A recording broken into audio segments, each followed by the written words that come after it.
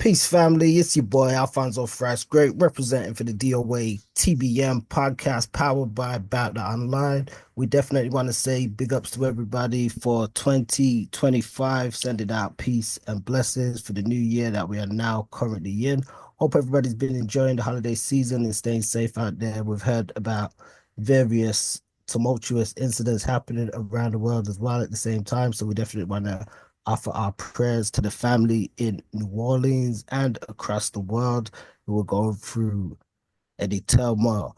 Now, it's a new start of the year. We're rocking with our Speakers Corner series, and this week we're joined with another guest. As of recording, it is January the 4th, 2025. Can you believe it? We're here already. I definitely want to say big ups to our listeners on Spreaker, Fruit About Their Experience, and those joining us on YouTube. Don't forget to like and let us know in the comments any questions you have. So this week we're going to be joined with a brother whose channel I've come across on YouTube from the UK, goes by the name the Anglo Islamic Gentleman. We're going to get more into himself personally, but that's the name of his channel. I'll put a link in the description. And, we're going to be going over some faith dialogue, speaking about cultural identity, different topics, and what's going on around the world. So, without much further ado, I want to bring in this brother. His name is Miles, and also known as the Anglo Islamic Gentleman. And pardon me, I'll let you introduce yourself with your Muslim name as well to my brother. So how you do, bro? Very well, thank you. Thank you so much for your time and inviting me on for the conversation. Very grateful. And yes, my name is Miles. The channel is Anglo Islamic Gentleman, like you say. The sort of Arabic name that I use is Abu Mustafa. Abu means father of, the opposite of Ibn or bin. So you hear in the Arabic world, there'll be, most famous example, of course, he's got a bad rep and rightly so, Osama bin Laden. Osama, the son of Laden. So whatever your father's, that's his father's name incorporated. And Abu is the opposite. So Abu Mustafa, my son is called Mustafa. So in Arabic, Abu Mustafa means the father of Mustafa. My father is called Ian. So my name is Miles ibn Ian.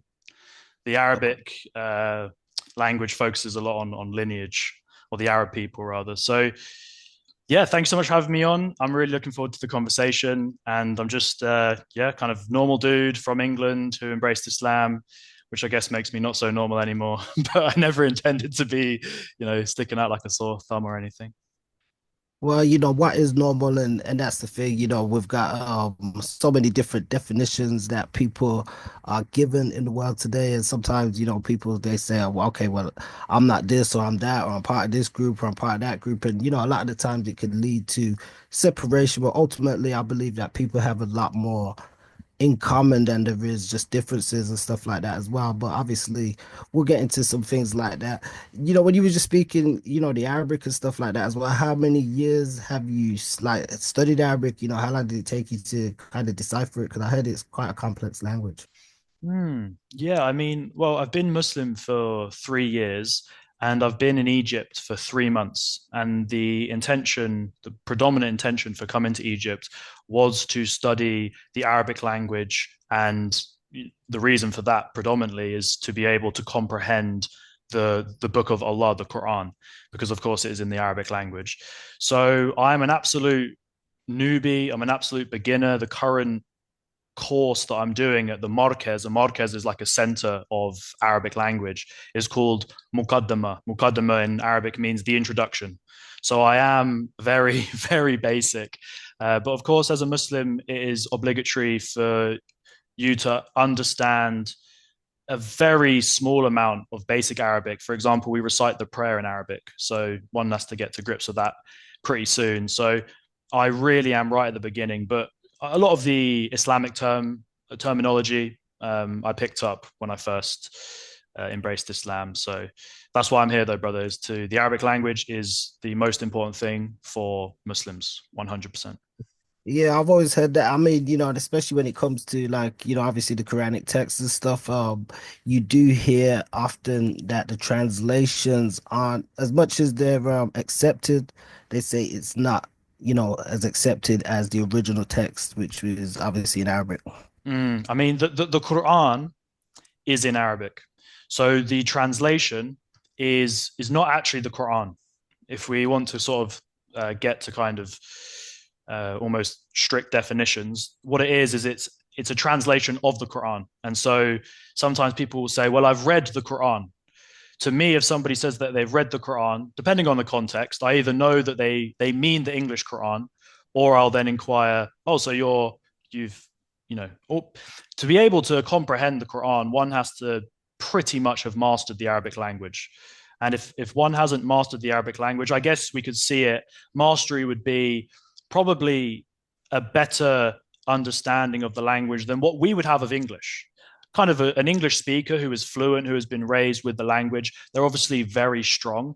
But that extra kind of sprinkling of knowledge that would allow you Of to actually course. effectively teach the language. You know, you would have heard of these TEFL courses, teaching English as a foreign language, and just to because we will intuitively know how to use the language, and we'll hear when there's a mistake, but we might not necessarily be able to explain how to correct that mistake. So 100% you're correct, brother, that quoting the Quran in English, in my opinion, and this is also a very ubiquitous, all-encompassing opinion, is effectively futile. It's an approximation at best. It is almost like a picture. If the Quran is HD, high definition, then the English translation is like those PS1 games at best back in the day. Then first PC games, bare pixelated. It's not it's not GTA 6 that's coming out. It's not wicked graphics. It's old school, and as a result, a lot of the nuance and beauty is missed. And as you said, misinterpretation and problems can come in as a result. Oh, definitely. And I mean, to kind of get back to your name of your YouTube channel, the Anglo Islamic Gentleman, as you said, it's something that's not necessarily quite strange, but could be deemed as strange to some in today's current climate, just from somebody might see it as not like an oxymoron, but it might be like, oh well, how do you compile all those things together? So I guess I want to ask from that, if you could share a bit of your journey, what was it that inspired you to convert to Islam? Mm. I mean, the first and foremost, the channel name was inspired out of like kind of a series of events that happened to me that um, basically somebody was like, you can't be Muslim. You're white. You're an Anglo-Saxon. I was thinking, all right, so this guy clearly thinks that English people, white people can't be Muslim. So then I knew that the Anglo-Islamic title would certainly kind of raise some eyebrows, would get people kind of interested in the content.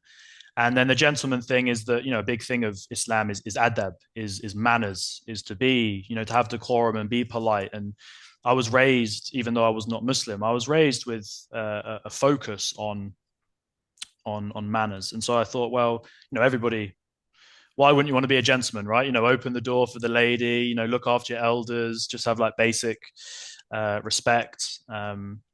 Sometimes the way you might speak around, inshallah, now I don't have any vulgar language in my vocabulary, but the way that you might speak with your friends would be different with the way you speak with your grandma. Do you know what I mean? Like, we're aware that there is a certain way to be. And so my own journey is kind of one of just being a normal lad growing up, involved in, not that I was like some gangbanger street lad or anything. Like, I was raised in privilege, bro. I can't lie to you. So, but nonetheless, you're still doing, going against your parents and rebelling and just finding your own way. And I don't know, stuff happened to me. I was raised atheist and just different.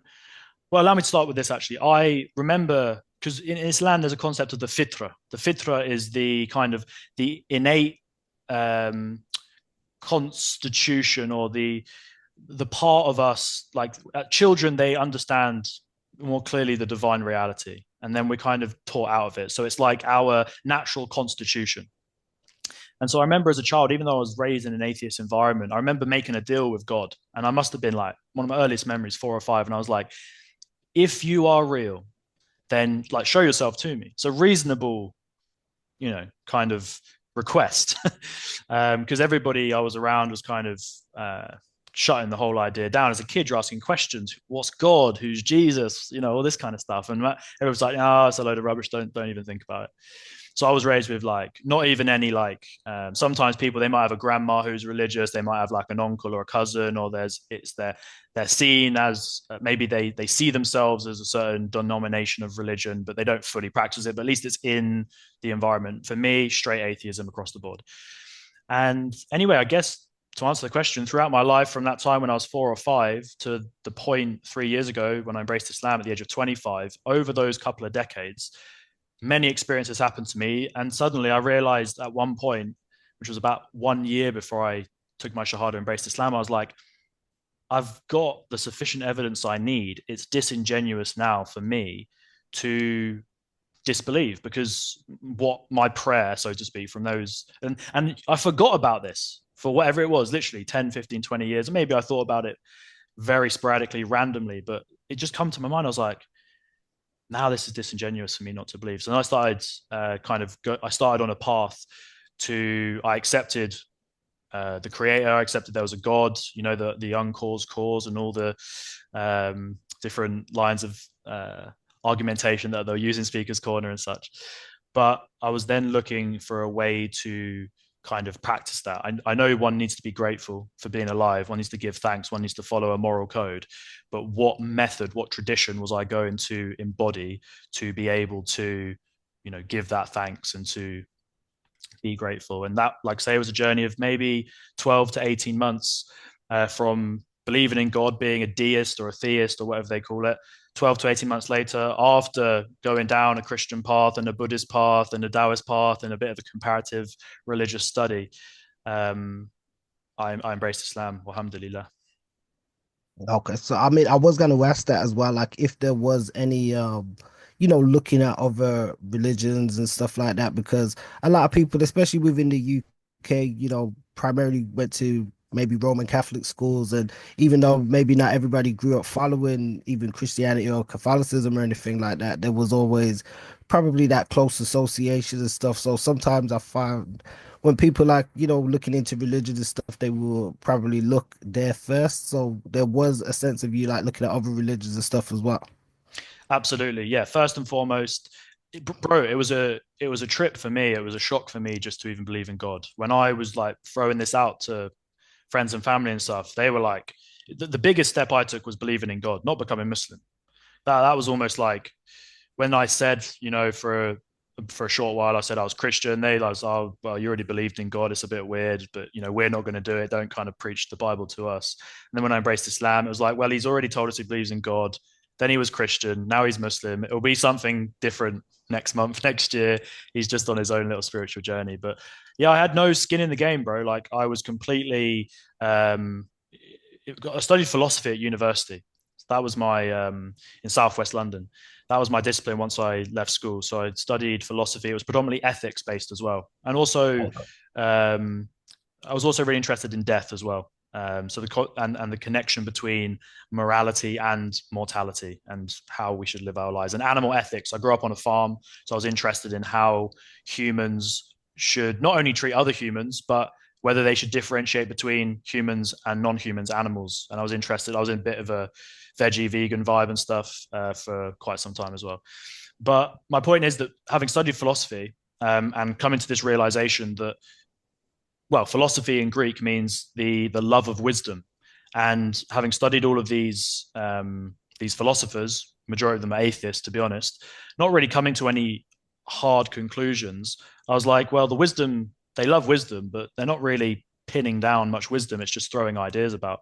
So then that was kind of gravitating to theology after this realization that, well, we're a creation, there must be a creator, humble myself a little bit to just not be so rigid. I feel that's a big thing for people. They might have some spirituality. That's their fitra speaking. That's the deep part of the human being knows that what we see with our own two eyes, the thin veil of visible light, that there is obviously way more. There's, vibrations, dimensions, you don't need to get into a load of different kind of psychedelic, spiritual mumbo jumbo, but this world we're living in, this frequency is just a very thin stream, and so there's other channels basically. Life after death is not that hard to conceptualize once you understand that it's not just this like rock hard material world. This is it. And when you die, consciousness is the most kind of misunderstood. Well, not even misunderstood. Most it's just not understood. Science can't pin down. They can't locate consciousness. It's one of the in a very interesting book actually by a fellow called Rupert Sheldrake, Science Set Free or the Science Delusion. He talks about different misconceptions. It's actually a banned TED talk, which is quite interesting when you look at Okay. there's only a few banned TED talks. So it's supposed to be about empowering people, sharing ideas, but even on that forum, which is obviously world famous, millions of subscribers, I'm sure you've heard of TED Talks before, is even some things are not okay to be spoken about on that platform. And it tends to be another one is by Graham Hancock, famous for the book Fingerprints of the Gods. He was recently on Piers Morgan Uncensored and was just basically mocked the whole time for his suggestion that civilization goes back further back than we currently believe. And he's actually been proved right in recent times because his research goes back over 30 years. And recently, in the 21st century, they found through new archaeological research a site in modern day Turkey, Göbekli Tepe, which has been carbon dated back to the time that he says advanced civilization goes back to. My point is that he also has a banned TED talk. It's called The War on Consciousness, and how our consciousness is limited to problem solving tasks. You know, the caffeine, so we can be busy for capitalism, the alcohol and the cannabis to kind of numb us in our times of not being productive and contributing to the machine. But when you get out of those frameworks and you start to realize that the brain chemistry has an ability to access these other dimensions, these other streams of consciousness, you suddenly realize that other entities, for example, in the Islamic discourse, the three creations are angels, jinn, and human being, made of light, fire, and earth, is other entities is not some far out thing. Consciousness, and this goes back to the other band TED talk, Rupert Sheldrake, consciousness not being and memory also not being something stored in the brain, but more of a transmitter in the same way we use our a radio or our channels on the television. It's many things are happening simultaneously. Consciousness, we're receiving our consciousness coming in. So then the idea of consciousness existing separate from the body is not some far out thing. I think conversation is shut down incredibly quickly by hardcore materialist, secular atheist scientist type folks who haven't even really got a deep understanding of like reality itself. And so went off on a bit of tangent there, but I studied philosophy at university. And so I didn't have any skin in the game, bro. I was looking objectively at the whole situation. And from my understanding, when you break down the different traditions, obviously I came to the conclusion that Islam is the objective truth. And I think that that's a really important thing because that's what I studied in philosophy, is the difference between objectivity and subjectivity. I think we live in a world where people, like my friends and family, this is what they basically said: good for you, that's your truth. And that's fine if people want to contextualize like Islam, for example, or objective truth that way. But I'd like to look at things separate from my own life, separate from the opinions of others. I was hyper motivated to find an objective truth. Now, an objective truth doesn't care about individual subjective truths. And this is really what I find fascinating, is that some just because one person can have their truth and another person can have their truth, aka subjective truths, these are irrelevant in comparison or related to an objective truth, if that makes sense. And that was really my search. And I found it with Islam through a process of elimination. Once bro, I didn't even want to become Muslim. I'm not going to lie to you. Like when I came to Islam, I kind of pushed it back and I was like, I'm going to keep looking. I'll start researching the Hare Krishnas. I'll get into that. You know, that's quite nice. Hare, Hare, Krishna, Krishna. They're nice guys. They're vegetarian. You know, I see them chanting and stuff in the town. And it was basically, I came to Islam because I was like, I believed in God. And in my opinion, the guidance will come in a way that is not, again, subjective. People say I believe in God, but I have my own personal relationship with God. I do it my way. I don't think that what doesn't seem right to me, at least, or what I did dabble with, but it just didn't sit right with me, is that I would live kind of a solo spiritual path rather than attempt to have the humility that the path has already been trodden and to kind of get on a bandwagon for something that has already been secured and solidified would make more sense to me. So it was a process of elimination to conclude. And after not being able to accept any of the other great traditions, the final one was Islam. And funnily enough, it's also the final revelation for all of humanity. So, you know, the Jewish revelation came to the Jewish people. A lot of the religions are basically location, they're geographical, and as a result, ethnic religions. So, you know, for example, Hinduism is of the subcontinent, Buddhism is of, generally speaking, Asia.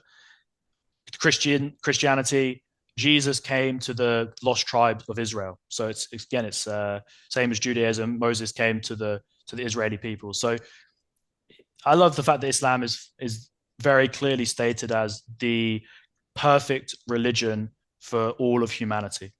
And I'd tell you, sorry to go on, but I also love, I was reading at the time when I first kind of became Christian, because at the time of process elimination, I was like, well, I'm English. I live opposite a church.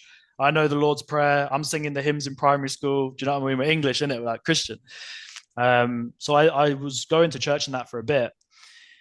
But the issue with Christianity for me ultimately was the fact that they see Jesus as a man. He's a man who is God, who came to earth.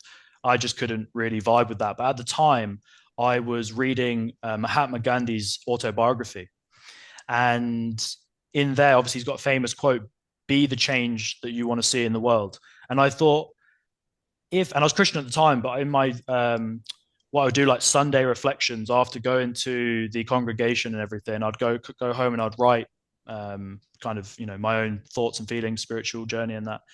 And I was writing like, I'm Christian, but I don't believe Jesus is God. And I'm kind of listening to some stuff, some Islamic stuff. I'm kind of vibing with that. Like, can I be Christian Muslim? Like, what's this situation? And I come to the realization, which is true, but this would just be Jannah. This would just be paradise on earth. If everybody was Muslim, then the world would be literally perfect. It would be amazing, because the way, for example, in Egypt now, I live in East Cairo, where the Muslim community is a very, very strong majority. So it's not anything like, you know, living in Manchester or Milton Keynes in England, where you're like very small percentage, 5 to 10%. 90 to 95% of people are Muslim here. And the way, the brotherhood, the camaraderie, the way that people are together, it's unlike anything that I can say that I've experienced anywhere else. And I'm not well traveled, I'm not poorly traveled either. And so for me, it's just such a beautiful religion. That's my own experience of it, but I didn't know that coming into it. And I kind of thought I had a get out of jail free card. It's like I was this and I didn't work out, so I left. I was this, it didn't work out, I left. I was this. So I come to Islam, I just went with that same mindset, come to learn, come to grow, come to try and find the problems with it. If I find the problems, bring it to them. And if they can't answer it, I'll get on my way. Do you know what I mean? And keep searching. But alhamdulillah, I've since embracing Islam, I've only grown in knowledge and I've only grown in my what we say in the Arabic language, yaqeen. Yaqeen is certainty. And alhamdulillah, sorry for going on. Oh no, no, it's okay. We appreciate the context. I'm sure our listeners and our viewers will definitely appreciate to hear from somebody like yourself as well, just because I feel as though, especially when we talk, maybe from a religious standpoint, people are accustomed to just hearing one sort of vein of conversation. So sometimes it's good to hear something different. And as you said, you know, you've studied like philosophy and different things as well. So you're not necessarily just coming from a one, chamber of information and stuff like that. There are some interesting points that obviously struck a chord from what you were saying, just in terms of looking at like identity and stuff like that, and definitely like differences in religion and things like that. I know you said like sort of within Islam, you would see it as it being for everybody. Now, there is some people that will feel differently. They feel as though it's sort of, more of an Arabized religion, especially where we're seeing a lot of growing nationalism from people within just the UK society and stuff nowadays. I Mm. would ask, how has converted to Islam, if it has in any kind of way, impacted your identity as a British citizen? It's a good question. It's a good question. First, I just want to very quickly say that it is very common that people will associate Islam with a particular culture or country or ethnicity. That is very common. But that is ultimately, that does come from, and this is no, because I think sometimes the word ignorance can feel like a bit of an attack. So I don't mean it in a, it's a misinformed, You and just it's don't know. you just don't know exactly. It's without Yeah. knowledge. It's quite simply not the case. I mean, even when it comes to being Caucasian, being white skinned, Caucasian, the word itself, it relates to the Caucasus Mountains. The Caucasus Mountains is in a region where white people live. You're now talking about, Russia, Dagestan, you got the UFC brothers and stuff. They're white skinned. Yep. You also come into the Balkans.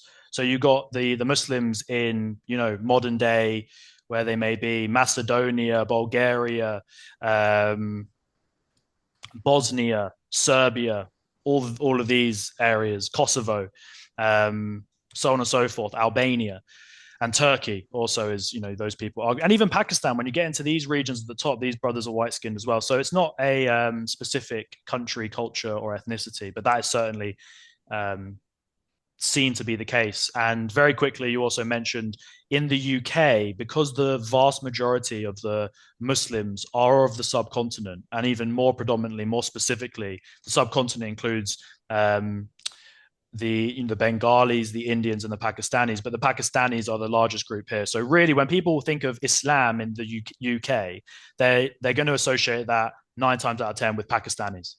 So that's really the entangled situation there. And I think because of the identity crisis of the nature of Britain is that for me, for example, I'm English British, and everybody has their own combination of, they could be Welsh British, they could be Jamaican British, they could be Nigerian British, they could be so on and so forth, French British, Canadian British, right? So British is what binds us. That's the passport. But we have a dual identity because we could be from Polish British, Russian British, wherever we're from.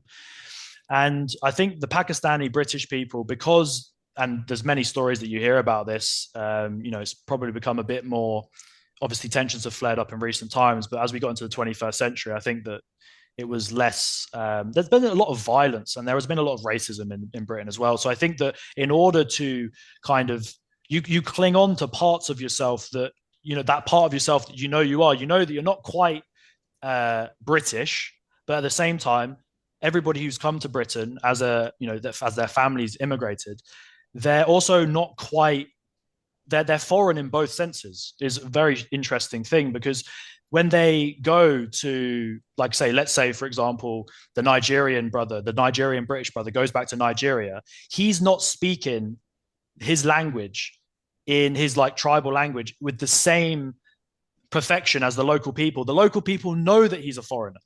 So he's a Brit. He's a Brit in Nigeria and he's Nigerian in Britain. So there's this same thing with the Pakistani folks.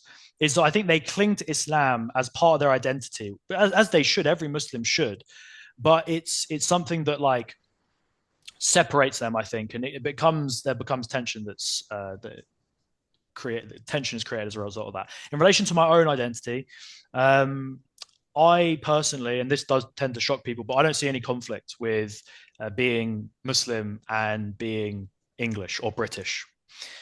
Because, I mean, nobody sees a conflict, for example, with being Christian and British. But that's because, of course, Christianity has a 1,000-year history on the island, right?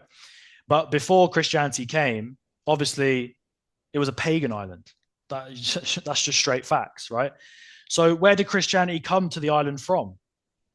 Well, it come from the Roman Empire, but well, it actually probably would have come before the Roman Empire. Actually, now it come from the Roman Empire. But listen, here is my point: is that Jesus was an Arab. Jesus was Palestinian. Jesus, well, all these regions that were Jesus, it was the Jews, the Christians, and the Muslims are traditionally outside of the current conflict in the Holy Land that is obviously just nothing but sad and gloomy and depressing news that is part of a wider agenda that I don't really want to speak too politically about because I just want to focus on my Islamic dawah and bring people to the religion. But my point is that Jesus wasn't some white man. like, the way that he's painted, Isa alayhi salam, as we call him in Islam, is not some white man like they depict him in like Catholicism, whatever. This guy's an Arab. So Christianity is an Arab religion, just like Islam. And also Moses, where did he get his revelation? In the land I'm currently in, modern day Arab Republic of Egypt. So Judaism, Islam, and Christianity, the Abrahamic faiths, Abraham was an Arab. They're all Arab religions. So why now can Judaism and Christianity, you hear the judo, what do they call it? The Judeo-Christian, what do they call it? Judeo-Christianity. Thank you, sir. Thank you. The Judeo-Christian values, or it's almost like it's been accepted as European when this is Arab too. So what is Islam? Islam is where you declare Ashhadu an la ilaha illallah. So I bear witness, I testify that there's nothing worthy of worship except from the one true God. And so sometimes I think it's not always best translated. I'm no translator, I'm no master of the Arabic language, but when they say there's no God but God, I think that's a little bit too simple. What it is there's nothing worthy of worship. Now, what do we tend to worship if we're not religious? It's not just Krishna or Jesus or the Buddha or nothing at all or whatever. It's what do we worship? We all have religion in the Latin word is the etymology, the root goes back to what we bind ourselves to. So our religion is whatever we focus on. So if we, for example, care about the opinions of other people and we're driving after money and respect and notoriety, then we are taking, for example, it could be girls and women, it could be sex and money, it could be gratification, it could be whatever it is, those become our gods. And so it doesn't necessarily have to be a deity. It can be other things that we focus on. If, for example, people smoke cigarettes or an addiction becomes your deity in that sense because you are dedicated, you're a strict, what do they call it? You're a radical, fanatical, extreme person for whatever it is that you do relentlessly, unrelentingly, and nothing's going to stop you. So that becomes your deity. And so what there is, it's saying there's nothing worthy of your dedication, your time, your focus, than the creator of everything existence, the one that brought you here. And so it's a single-minded focus on living your life in accordance with the laws and values of the creator that brought you here. And so I really see Islam, the best thing Christians can do, or the most Christian thing you can do, is worship the God of Jesus. The God of Jesus is the God of Muhammad. Peace and blessings be upon both of them.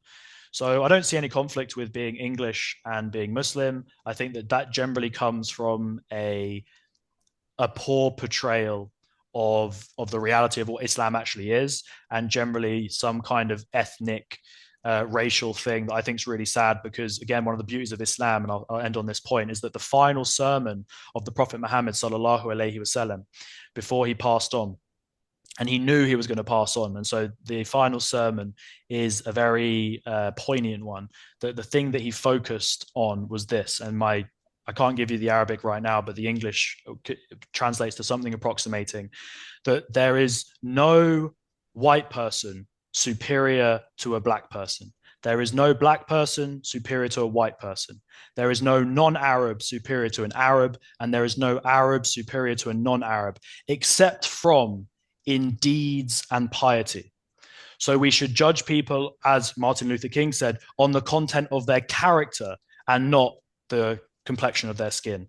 And so I generally think that people having an issue with me as an Englishman, as a white man, effectively, that's what they mean. When they say English, they mean white.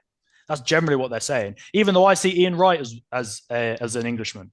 You can't tell me Ian Wright, I support Arsenal, it's my football team. You can't tell me he's not an Englishman. So it's more than ethnicity, but people can't look past that. And one of the beauties of Islam is that when we had a whole history, the transatlantic slave trade and the slavery of the modern world, and the civil rights in America, and even the Windrush generation in the UK, and all of these problems, Islam 1400 years ago stopped all of that. The main Muhammad sallallahu alaihi wasallam, his main guy, Bilal, the first mu'adhin, the person who was the OG call to prayer, He was the one in the very beginning of Islam who would get to the top of the minaret and go, Allahu Akbar, Allahu Akbar. This brother was a black man. The original people in Islam were all persecuted. They were all freed slaves, or they were just slaves who practiced Islam and were willing to die if their masters told them, you stop practicing this or you die. They said, bring it on. And so my point is also many, actually a large, I can't give you the exact proportion, but a not insignificant proportion of the African brothers that were taken to the Americas in that slave trade were Muslims who have now lost their identity because they were sold into slavery.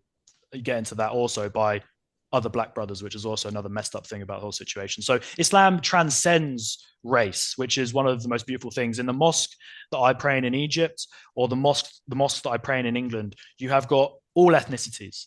Something you see in churches, certainly in America, that I've seen online, but it's also present in England as well, is you tend to have denominal churches that are ethnic churches. In Islam, there are a mosque might be set up by a specific group of brothers, and therefore it might be sort of predominantly a certain group of brothers. But there's a lot of them that are very mixed, and I think there's a real beauty in that because I don't even feel out of place being a minority because you got a Mexican brother, you got a Bengali brother, you got a Senegalese brother, you got an Albanian brother. Everybody is there together. Sorry for going on again.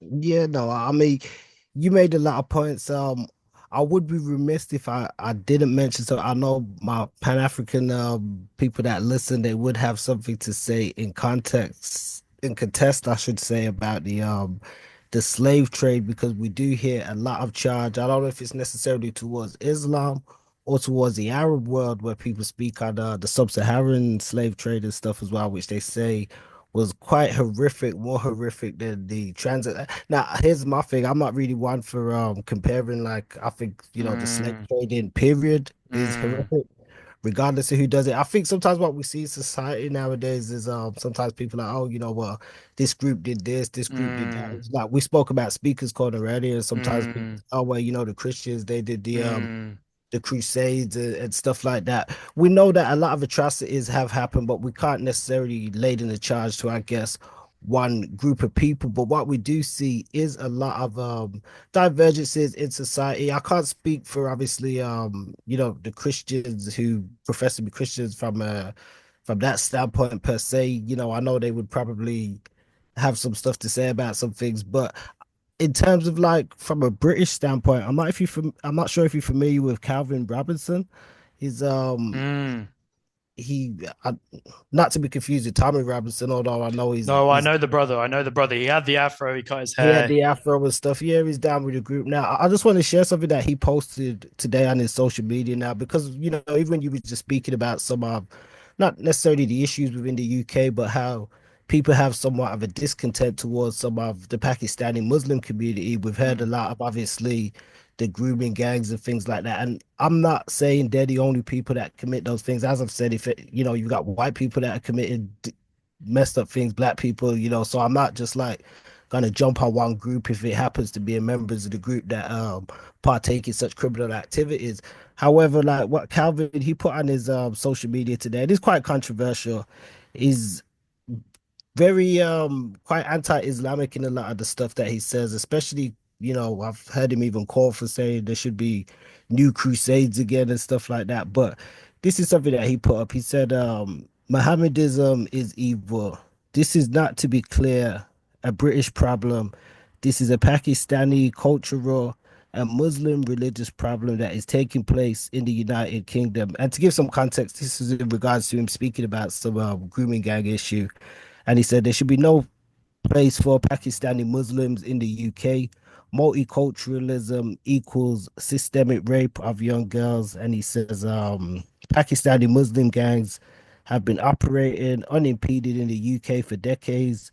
The establishment covers it up. Leftists make excuses for the sake of diversity.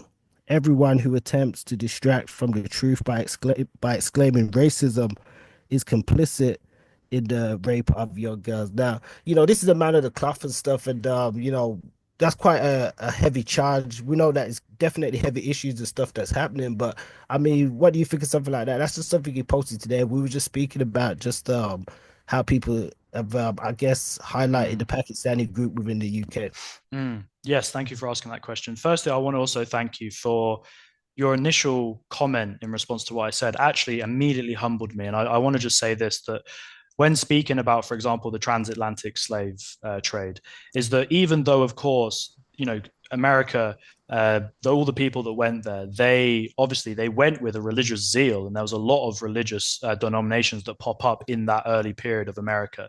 And I'm not saying for one second that I don't want to attach Christianity to that, and nor should I.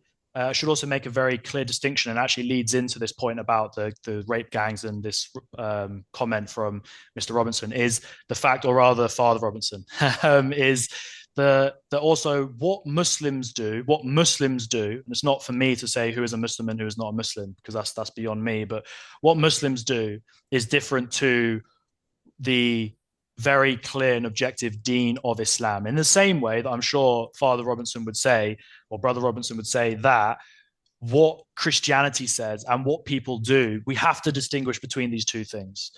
So that's the first thing. And so, in what my main, and I actually released a video about this today, I'm pretty sure, or yesterday, is that what I don't like is this in that very post.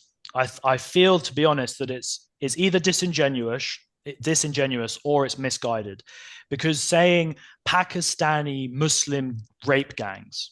Now, if anybody knows anything about, like I said, that distinction between the actions of individuals who may be nominally Muslim due to their culture being Muslim, Pakistan, of course, being the first secular Muslim country, and Islam. So, tell me this: how can one be a Muslim in some kind of rape gang when anybody who knows anybody, and I'll say this right now because I do say this with a lot of honor, especially in the modern world, I didn't touch my wife until we were married. I didn't touch her. That's not even now. You get some Christian brothers, and I respect them for the notion of, no sex before marriage, right? But they still might go on dates and hold hands.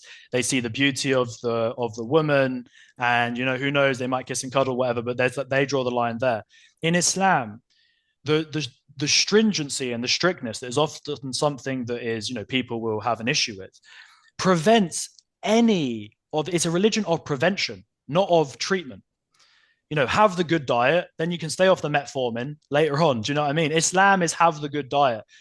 Other lifestyles include the metformin, which is the world that we live in today. Sorry for the detour there, but my point is this: that how in Islam, if somebody's following the basic principles of Islam that is accepted, it's not anything of disagreement. For example, the hijab. Now, again, it's not for anybody to say, you can't force anything upon anybody, but everybody knows in Islam it's obligatory for Muslims to pray 5 times a day. It's also obligatory for women to wear the hijab. Now, if people pray 5 times a day or not, or if women wear the hijab or not, that's down to the individual. Allah subhanahu wa ta'ala, most glorified, all high, has given us free will. And so we can choose to obey or disobey. That's the choice that we have as a human being. That's what separates us from the animals. My point is this: that I find it fascinating and borderline disingenuous that people even bring the Muslim title, which is something I take very seriously, like, coming into the faith and leaving off everything that I did before that was not on the straight path. The Sirat al-Mustaqim that we pray every day, 17 times a day minimum. We say this: Ihdina Sirat al-Mustaqim. Allah, guide us on the straight path. I was a musician, bro. I'm trained in multiple languages. I spat my bars. I slapped my bass. I performed. I was a musician. I left off music because now this is all I care about, bro. This is the Quran. All I care about is memorizing this book and joining the tens, if not hundreds of millions of human beings on this planet who have memorized a 650-page book, letter for letter, vowel and consonant for vowel and consonant, with no mistakes. That's a miracle, bro. If you can give me, or anybody of the listeners can give me another example of anything close to that, I would love to hear it, because to me, that stands out. As Allah says in the book, I have given you an Arabic Quran. Quran means recitation. I have given you an Arabic recitation that is easy for you to memorize. Those that learn it, this is outside of the Quran, but this is in a hadith, a narration of the Prophet Muhammad sallallahu alaihi wasallam, says those that learn the Quran and teach it are of the best of people.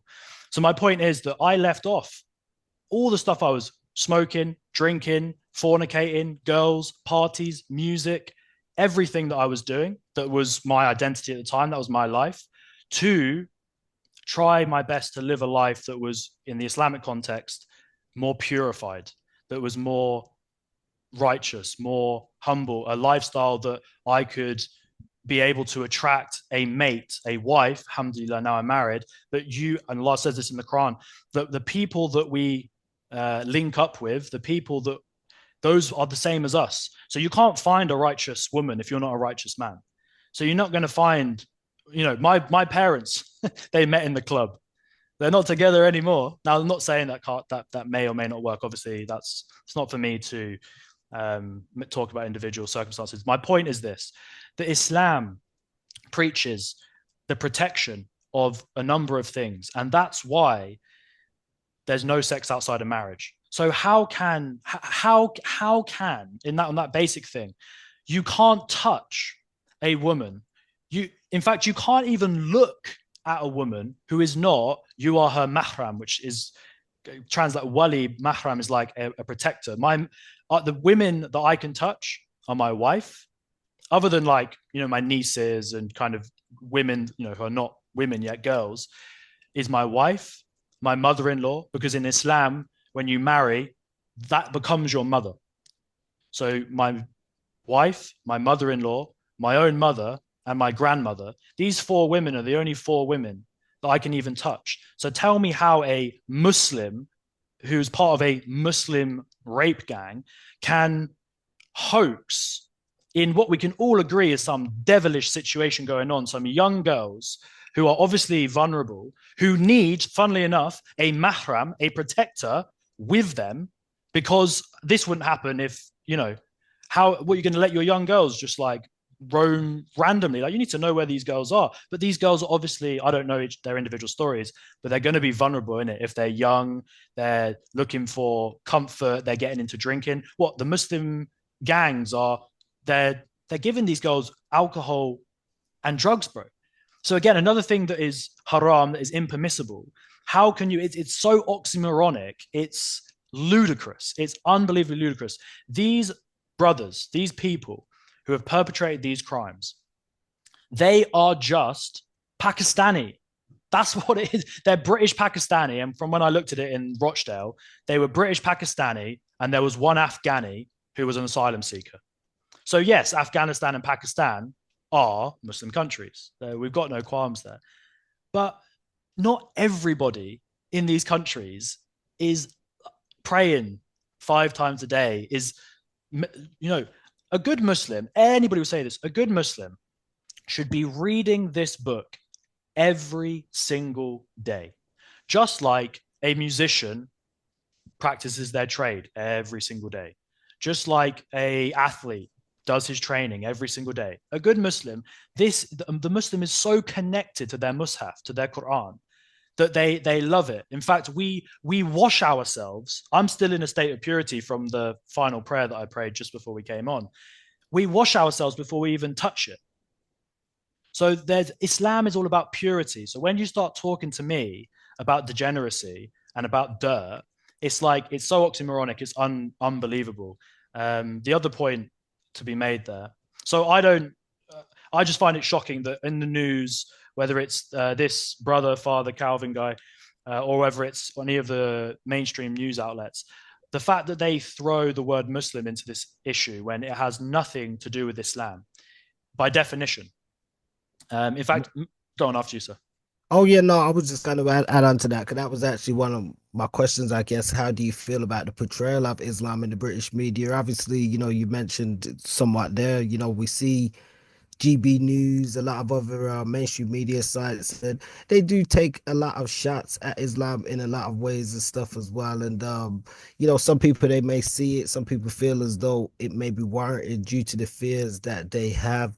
I'll just kind of I guess looking at that, how do you approach those what you would call misconceptions? Now, I guess obviously, as you said, with your experience and just your own guess like betterment that you found for your own life and stuff through Islam, you would find it oxymoronic, somebody claiming to be a Muslim and doing those things, although we know people can claim, I guess, come from any kind of group and commit, heinous acts and stuff like that as well. So it isn't necessarily just then that you can charge the whole group for it because there are definitely not everybody that gets down in those kind of ways and stuff like that as well. But we do know that fear is quite high right now with a lot of people with just hearing a lot of stories. We just heard about the incident in New Orleans.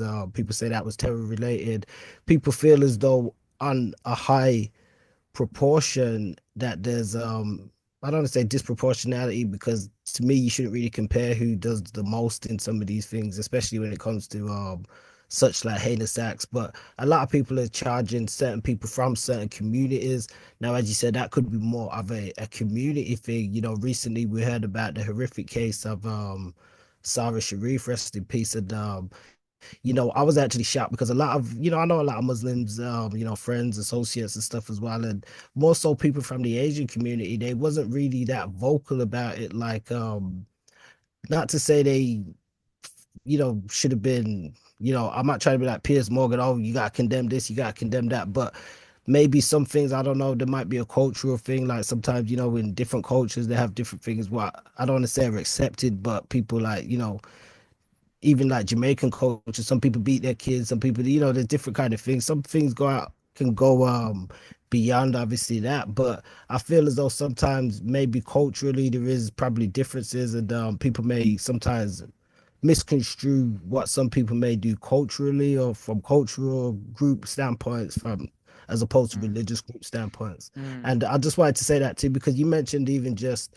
Christianity and Judaism and ultimately I believe all those religions and Islam, they've accepted, each other within the Abrahamic Accord. But however, we do see, even with what like, Calvin Robinson put out, this isn't the first time he's been very adverse towards Islam. I think there seems to be a growing sentiment from I don't want to say all Jews, but some Jews and Christians towards Islam now, even though there has been the Abrahamic Accord before, and people say, okay, this is Abrahamic religions, but now there seems to be more of I think an adverse reaction from a lot of Christians and Jews, even a lot of Christians citing that they feel Islam is evil or is antichrist because it goes against their belief of what they see as Christ and Mm. Christ coming back in that sort of sense. So Mm.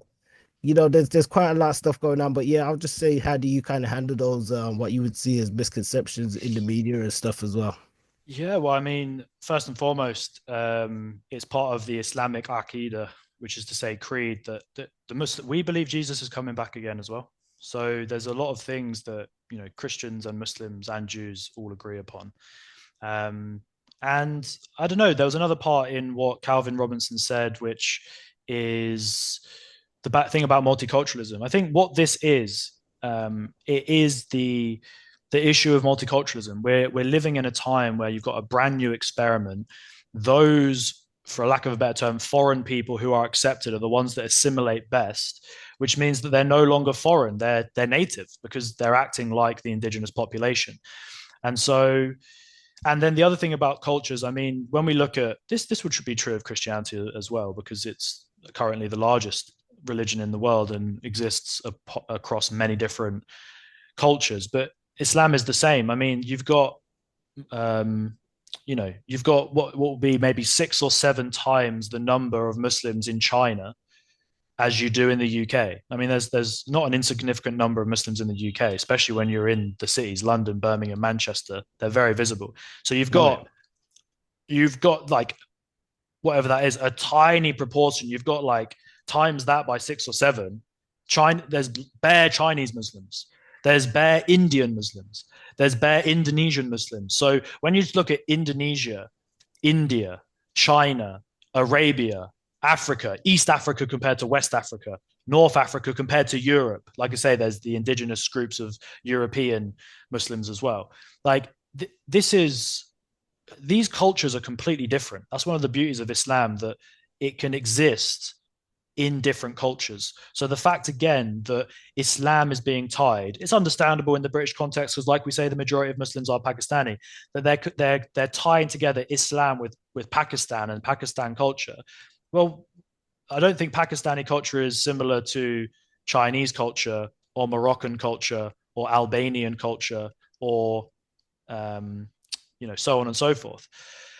So I get the multiculturalism thing. To be honest, that's my thing about my identity, is that I do feel in many ways more comfortable among the Muslims in Egypt than in England, because you're going to feel more comfortable around people who are doing the same things as you, and you recognize a similarity with them. And so I can appreciate the issues that arise. It's difficult. I think the other thing that has to be accepted amongst Judaism isn't a proselytizing religion. So people aren't really coming to Judaism. It's you've got an ethnic Jewish group and you've got a religious Jewish group. And often you find, this is the other confusing thing, it's similar to the Pakistani Muslim thing. The Jewish identity thing is if their mother's Jewish, they're Jewish, but they're eating bacon. They're Jewish, but they don't go to the synagogue. So it's this really big confusion between the culture or the ethnicity of someone and their religion. And that, again, like, for example, Israel, let's get real, it's a secular state. It's a secular state. So the issue of, and actually what I've come across in my own research or my own echo chamber maybe, is that actually a far greater number of the actual believing Jews actually have a lot of respect and grace towards proper Muslims, practicing Muslims. It tends to be the secular ones. Again, you get an identity of like, I'm Pakistani, therefore Muslim. I'm Jewish, therefore, and it becomes this like these games of people grouping themselves together in this like, Islam came to get past all of these tribal outer disputes. So it's tricky, bro. I think that the other thing is that my final point will be that when you look at someone like Calvin Robinson, who is really, to be honest, I partly like his vibe of really trying to get people to be serious about the things that matter in life. Like, people should be uncompromising in their deen, in their way of life. They should practice piety and righteousness and respect and enjoin the good and forbid the evil. And I do believe the UK would be a better country if it was closer aligned to its Christian past rather than its degenerate secular future. And that's just my opinion. I think Calvin Robinson is somebody who he attracts people. He attracts me, for example, with his kind of robust zeal of no nonsense. Like, let's kind of grab this situation and improve it. Now, I think what he has to admit, and what I think a lot of people who are not Muslim have to respect, but maybe don't like because of its reality, is that the Muslims are doing religion and also practical life better than anybody else. The reason why Islam is increasing in the United Kingdom is not because, like me, loads of people are converting. Yes, people are converting, and more women than men, which is often, I'm sure you've heard about people mention that Speaker's Corner. That's quite a common thing in Dawah, that more women than men convert to Islam in Western countries, Europe, UK, US. And that's shocking because people think, oh, women are oppressed and stuff. Why would the majority of women convert over men? But the issue is that the reason why Islam is going to, but facts demographically grow, is because the native population are not even at replacement. The Muslim population are way above replacement. So it only takes a few generations where the current, whatever it is, right, 5% of the United Kingdom population of being Muslim, 5%. It's only going to take one generation when it's 8%, another generation when it's 15%, another generation when it's 19%. By the time that we're old men, London, Birmingham, Manchester will be majority Muslim because of demographics. Because right now, and this is the other thing I call to, I would love for people to embrace God and follow their dean of Christianity. If that to me is way better than atheist, secular, kind of meaninglessness, nihilistic. Because now I got loads of friends, bro, who they're not married or they're not getting married. They're not having kids or they don't want kids or they're getting older. And the stats have come out on a very interesting documentary called, I think it's called The Birth Gap, that once a woman gets to the age of 30 years old, statistically it's 50-50 that she will ever have kids. And so they did a poll. It was like 97% of women want to have kids at some point in their life. And they don't realize that they're being sold a lie of career and capitalism and whatever it is, thinking that they have time. And then before they know it, they're 30 years old. They've not even got a serious relationship. They need to find somebody suitable. My point is this, that the current fertility rate in the United Kingdom is 1.6, 1.7 children per woman. Now you need just over two, obviously, to replace yourself because there's two people, it takes two to tango, right? So for a man and a woman to replace themselves, they need two children. The average right now is 1.7. And that's being propped up by the religious groups. Once you take the traditional African communities, you take the Muslims, you take the Sikhs and so on and so forth, and they're having 3, 4, 5, 6 children. That's what's propping up that 1.7 number. If you take out the ethnic minorities, that 1.6, 1.7 is closer to like 1.2. So basically, in a generation, the indigenous white population of the United Kingdom is going to halve. It's like a one-child policy in China. The whole of the population of the world in most of the developed countries is reducing. So it's this double whammy of, as the Muslims keep having lots of children, and as the indigenous folk, including the Christians, don't, then I'm saying unfortunately, I don't mean it in that sense. Unfortunately for those that don't like it, obviously I think is a good thing. But for those that don't like it, how can you combat this problem? Have strong communities, have strong families, have lots of babies, raise them upon good moral foundations, or else they are going to be replaced. So I think that Calvin Robinson, I'd love to speak to the guy if it come from a heart to heart, open to open. I've got nothing against you, brother. I love you for the sake of Allah. I think you've got a lot of positive qualities. I think it's good to get people thinking and say stuff controversial. I don't hold anything against him for those comments, but I'd like to think that surely you should basically respect and adopt the good qualities of the Muslim communities, which is the fact that they have strong families, have lots of babies, and you can just see it in anywhere Yeah. in the UK. Well, it's funny because I recently interviewed a brother from the Church of Scientology. Mm, Now he actually put together an event called Pachamama, which was like a humanitarian event, all about bringing together people from different groups and backgrounds because they're very heavy on religious freedom and stuff as well. Now his name's Noel Lindsay, and he actually performed a spoken word piece, which he started off by saying, I'm not a Muslim, but X, Y, and Z, A, B, and Z.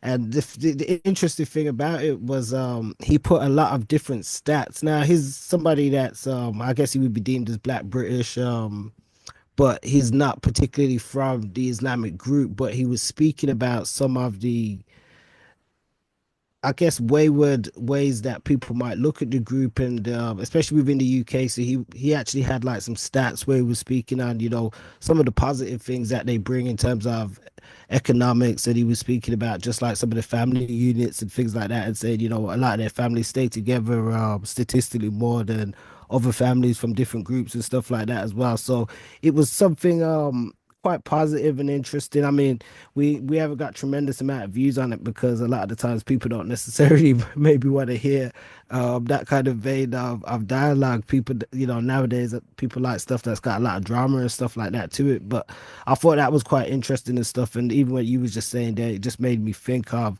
some of that conversation that we was having. Kind of sticking a bit around the Calvin conversation and just I guess some of the wider aspect of how we're seeing things in the UK society. Do you feel that I guess Muslims then for the most part are well integrated into the UK society? I know you mentioned obviously when we look at just growing birth rates and stuff and just different things from a demographic standpoint that we are seeing, growing numbers and stuff. But do you feel they are well integrated into society? And if not, what can be improved? Short answer, yes and no. So I'll start with the no. What is not good, and like I say, I'm somebody who is experiencing this myself as a non-Arabic or a beginner Arabic speaker in an Arabic land. For somebody to move to another land and not learn the language, to me personally, I think that's disrespectful.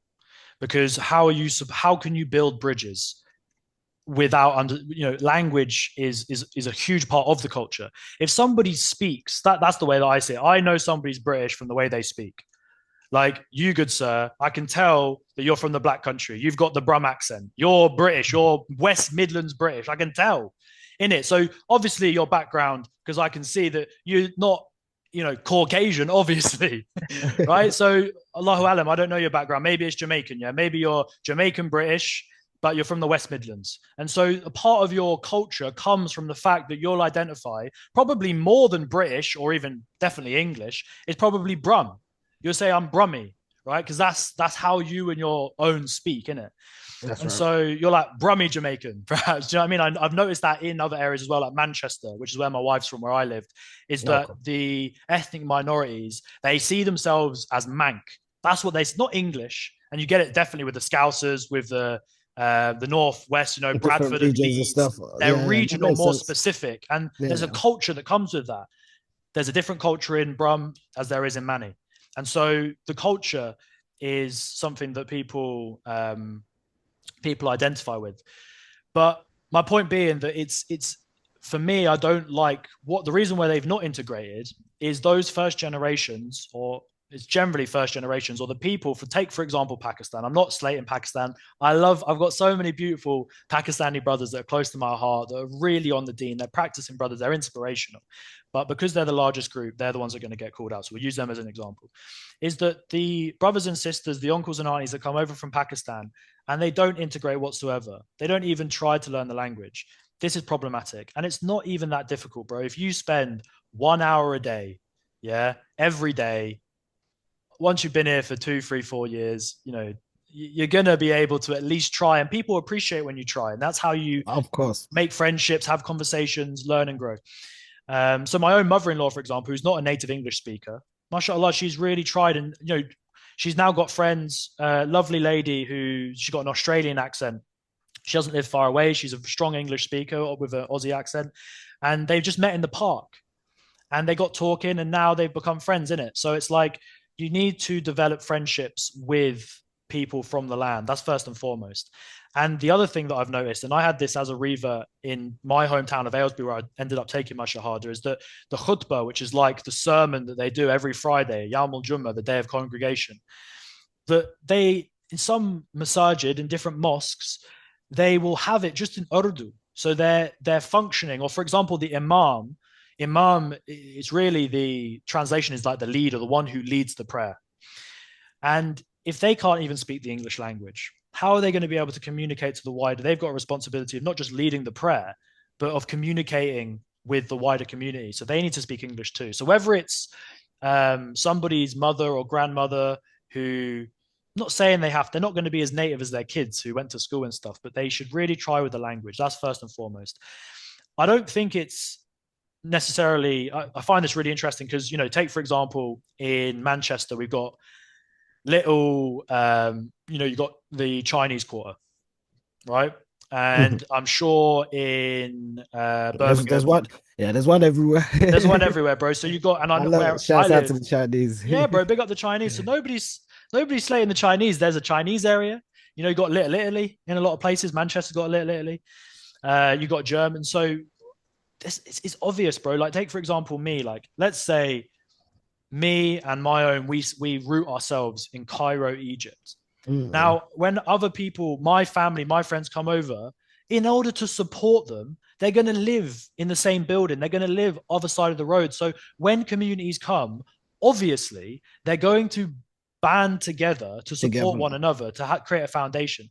And I think that if we actually, you know, I do think it's a reasonable philosophical conversation around multiculturalism. I do think that's a legitimate, and I can see the pros and cons both sides. Um, but that's the negatives that people will say that people can't speak the English language. That's a big thing. But the integration, bro, is obvious for everybody to see. The first people that passed on during the COVID period were Muslims, doctors and nurses in the NHS. The Muslims disproportionately, based on the population, if we're as a percentage 5% of the UK, I can't give you the exact stats, but I'm pretty sure it's over double. Don't quote me on it. 5% Muslim population in general, and it's like 11, 12, 13, 14% of the NHS workforce are Muslim. So we are disproportionately working in fields such as education and healthcare.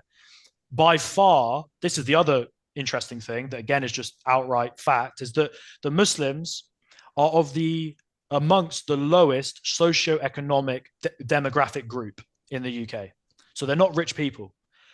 They're at the bottom, but they disproportionately give the most relatively in charity. So just those two examples off the top of my head should tell Man, people that how that's what can the brother had in his the side. He had that stat, one of them about the charity and stuff, and that was one of the stats. Yeah, and I ain't got the numbers, but yeah, he did have something it's there, similar. bro. It's And you there. know, And he did the research and stuff as well. And I think that was the purpose of why he wanted to do it, because he wanted to put out something that was different to what, people generally just hear. And oftentimes people hear the negatives. I will say, even just to build and add on to what you were saying, and we're not pointing out any particular group just for the sake of it or anything like that. As you said, we're dealing with just the geography of the UK and stuff as well. And obviously there is a high amount of obviously, Pakistanis as well, just like there is Jamaicans and, other groups and stuff. And I think from what I've noticed myself, and this isn't all of them because you do have some like, brilliant people and stuff as well, but there is because when you mention like the Chinese and stuff, now one thing, if we look at even like the stats and the censuses and stuff, a lot of the Chinese, like, their money is not really accounted for. A lot of it is they operate privately. Like and they don't really take nothing from the government as such, and they kind of just get on with things, and they don't really get into issues with others. Not to say they're perfect or anything like that, but I think in terms of maybe with like some of the Pakistani groups, people have saw the differences where they sort of they're involved with the system and with certain things and stuff, but they kind of alienate themselves from other people in a lot of ways and stuff as well. So I think I can't obviously speak for everybody, but some people feel as though, especially a lot of Brits, feel as though they come here, they take stuff, but they don't mm, add anything back in a mm, wider sense or connect with us on a greater sense. And some of it could be cultural. I mean, even myself, I've spoke about it in the past. I dated a Pakistani girl and stuff before, and her parents was so racist about it. It was unbelievable. And you would think, like, similar to what you're saying,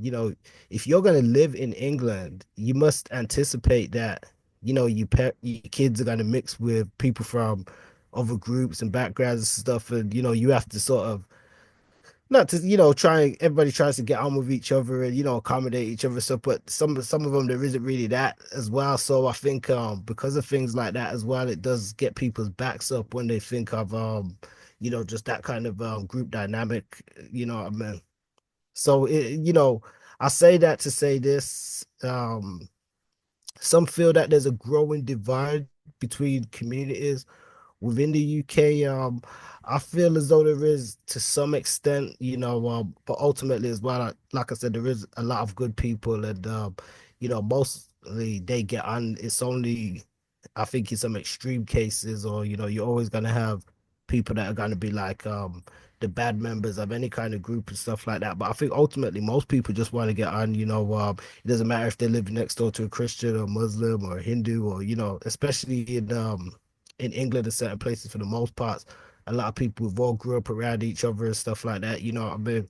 mm. So I know what you say. There's kind of a whole 50-50 aspect with just the whole concept of diversity and stuff as well. And but we do see a lot of division at the same time. But we don't know. Some people feel it's being exasperated by political figures and stuff. Mm. We've seen a lot of growth in support for people like Nigel Farage, parties like the Reform. I mean, what are your views on? I know you said you don't want to go too much down the political road, but your views on, I guess, just like parties and stuff like that when it comes to their outlook on things in the UK. Yeah, good question. I mean, it's where to begin? I mean, firstly, I want to say this that when it comes to what you mentioned before that a concluding question in relation to the system, people who get a bad reputation for maybe using the system, everybody's heard don't hate the player, hate the game. Like the thing is, yeah, is I personally, and I think it's being reduced if I'm not mistaken, is it moving from 5 years to 3 years of living in the UK to apply for, your residency and to get the British passport? The British passport is seen as an easy thing to get. It Mm. seems as though we're kind of like, again, what's getting traction, and I think it's due to some legitimately basically bringing a load of people who don't have, because the thing is, historically with Britain, obviously it was an empire. So when you had those first waves of immigration, which were at a much lower level, actually radically lower than what they are. I No, mean, it was only like it's hitting nearly a million on like just the last few years. Each year, it's like several hundred thousands. When you go back to like the 60s and 70s, it's like 10, 20,000. It's like no. very huge difference. And those people had a connection to Britain through the empire.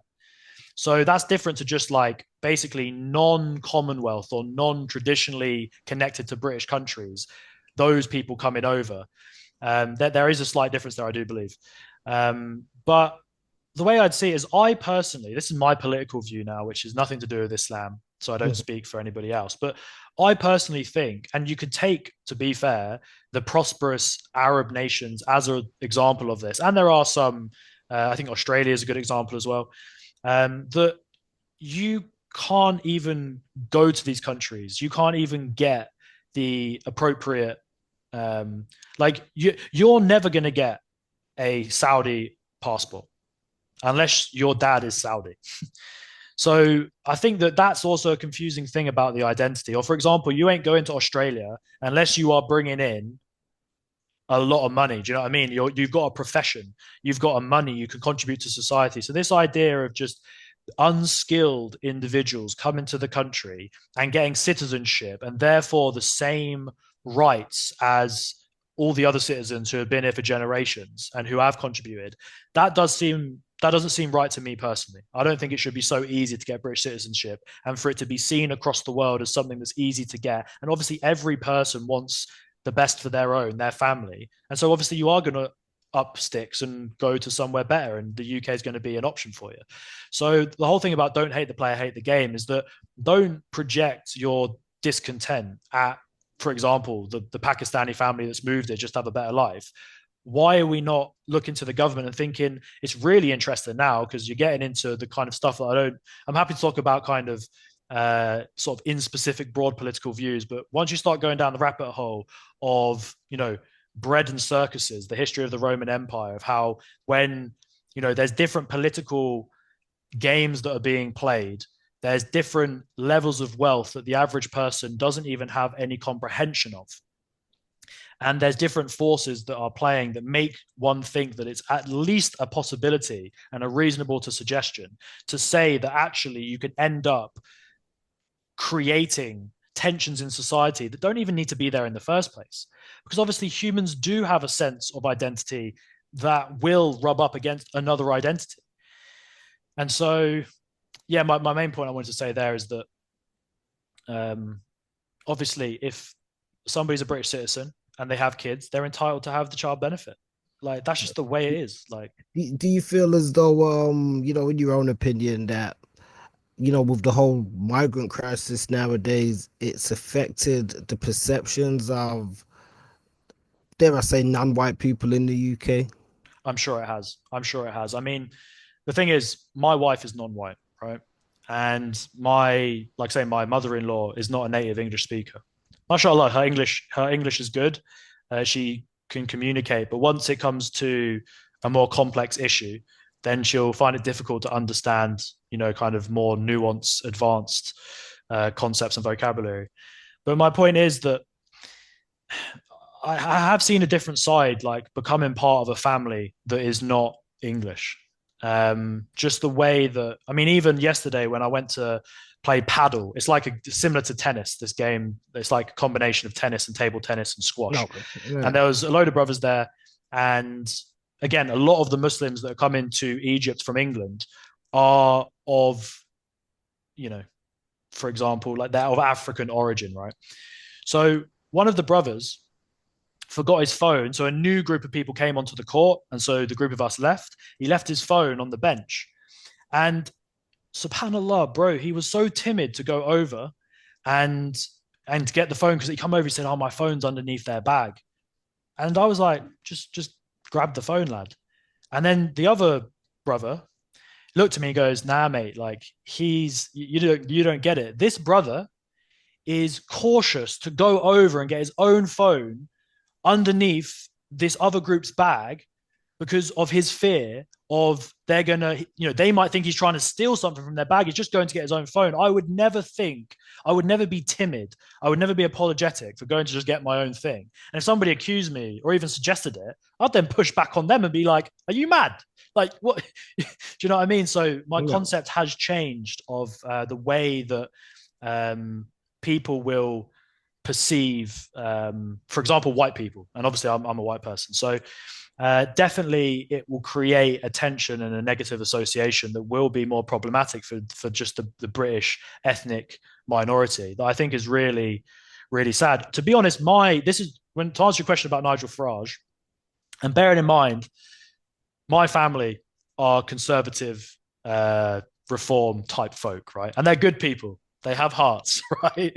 But the reason why it gains traction is for this very reason. The borders, in my opinion, and bear in mind, like I say, my son is half English, half African, right? So my son's going to speak, multiple languages. One of them is going to be an African language, and inshallah Arabic as well. Of course, that's the most important language. But my point is that, like, I love obviously my wife, my mother-in-law, my son. These are African folk, right? So these are immigrants to the country. My point is that it's absolute. If you look at the modern nation state, it makes absolute sense for the modern nation state to have its own interests at heart. I mean, I think sometimes the modern kind of liberal people, get a little bit lost on this kind of like this really broad multiculturalism, we're all in this together type thing. That's great. That's beautiful. I love that harmony, all hold hands and, sing in a circle and stuff. But the reality is, certain countries have certain resources, and obviously they should prioritize the citizens of that country. That's the whole point of being a citizen. That's the whole point of having a country. So I certainly agree with the notion. And I know I almost feel bad saying it. I know the perception I'll get from, friends I grew up with who are liberal and stuff. The reason why Farage and Trump are winning at the moment is because they should shut down the borders. That's the whole point of having Mexicans and Americans. It's the whole point of having British people and whatever other people that are coming. So I get it 100%, but the problem is that shouldn't then translate to it's difficult, man, to get past the ethnicity thing. And that's something that, alhamdulillah, Allah's blessed me with, that it's shocking to me that people would have that. They, like say, the content of one's character rather than just like their appearance and stuff. Don't judge a book by its cover. Do you know what I mean? So the reason they're getting traction is because they're prioritizing the land, the people of the land itself. But it's a difficult situation, bro, politically. And I think that when I look at my own life, my own children, I want them first and foremost, their identity to be Islam. Obviously, I want them to understand. For example, if I could use it's a little bit off track, but it is somewhat relevant, about you saying that, for example, you dated a Pakistani girl. Like, I want my children to be able to, of course, understand and treat other people with respect, to not be kind of blind to the different ways that people live. But that, for example, shows me that you hear this a lot, that people, like say, the only person that a Muslim woman or a Muslim girl, Muslim woman should be with is a Muslim man. That's like written into the religion. So I would want to protect my children from basically being. It's a fine line. Integration is a fine line. Like for me, what's an interesting thing is like when you have like Jewish schools, Muslim schools in a multicultural society, what I find the balance is that I think that, for example, religious schools are a good thing because these people need to understand their religion. They need to understand, but what they need to do is not then alienate and ostracize and disrespect people who are of a different. That's not Islam. In Islam, we are very clearly called to respect human beings. Like Well, I think that's what it is, and I think, as you say, it's a fine line. I mean, I can understand you have different, thought processes, sometimes just ways of belief. Like, I interviewed a Muslim before, and we kind of we went into a bit of a deep dive and stuff where relationships and stuff like that came up as well. And he was saying similar. I believe he could have been a Pakistani brother still. And he was saying that, the same sort of thing that, the men can marry different women, but the women, it's a bit more tricky and technical. Now, I kind of agree with what you're saying, and I think, just the whole integration aspects and some of that stuff can be technical if you don't have something that you both on the same kind of I don't want to say path with and stuff like that as well, but it's kind of how you deal with people because you know even in my situation I felt as though it was the mindset of some of the relatives, it wasn't necessarily just from a protection aspect. It was sort of like, well, you're not one of us, so we're kind of gonna judge you this way, which is wrong yeah. ultimately. It doesn't matter, I guess what you follow, but the thing is, even fundamentally, even I guess even as a Muslim, if you wanted to probably bring somebody into something that you do things with an open kind of open heart and an open way, but Mm. some people are very closed off anyway, and then This it's sorry to implicate. interrupt, brother, but this girl, she wasn't practicing Islam, and I don't wish I to mean, judge. yeah, no, no, not at all. She And I she mean, wasn't she wasn't praying. She wasn't this wearing this is hijab. one of this no, this one of the ironies because her I think her family made her wear it at one point. She used to speak not like adversely against it, but in terms of her own experiences and stuff, and so that was kind of like, because I keep it real, even if it was something that I was gonna say, what, I'm gonna look into or this, that, and the third. It wasn't something that she ever seemed like she was into as such, you know what I Mm. mean? And she A was, if anything, practicing Muslim woman, bro. A practicing Muslim woman but is I is think wearing that's her hijab, keeping her head down. She's not. This is a westernized But this is what I was saying woman. to you, when I was saying in terms of their parents having them here in the UK, they must have I don't want to say expectancy that to know that, the people that are growing up here, they are gonna grow up with a different sort of Mm. mind state and outlook, whether, I guess whether they agree or not and stuff like that as well. And yeah, I think, as you said, there's you can't really tell somebody if they are or aren't a Muslim. I've got friends who are like Shia Muslims. They speak vehemently against Sunni Muslims. I got people from the Moorish Science Temple, Nation of Islam, different kind of groups that Sufis, different delineations. Some people may not agree with everything that each kind of group or person kind of comes with and stuff. But I think it's like, if you're saying that you believe in something, it should really come from the heart. You know what I mean? It shouldn't be to pacify a group or anything like that. You know what I mean? And I felt as though she was kind of, and not to say she's the only person like that. There's people out there that kind of are like that. They're living where they're more just trying to pacify, I guess, a group dynamic more so than actually believing in something themselves and stuff like that as well. And it's not for me to say what they should or shouldn't believe in, but you know what I mean?